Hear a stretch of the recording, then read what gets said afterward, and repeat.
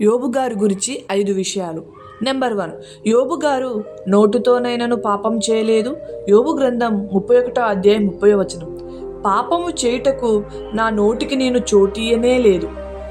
Number 2, మనుషుల ఆయుష్షు కాలం గురించి, మరణం గురించి, మరణించిన తర్వాత జరిగే విషయాల గురించి మరియు పాతాళం గురించి ఎక్కువగా మాట్లాడిన వ్యక్తి యోబు గారు. నెంబర్ 3, తనను మాటలతో చాలా బాధించిన తన ప్రాణ స్నేహితులైన ఎలీఫజు, జోఫర్, బిల్దాదును సహితం క్షమించిన గొప్ప కరుణామయుడు. నెంబర్ 4, భూమి మీద ఉన్నవారిలో యథార్థవర్తనుడును, న్యాయవంతుడును, దేవుని యందు భయభక్తులు కలిగి చెడుతనమును విసర్జించిన వాడు.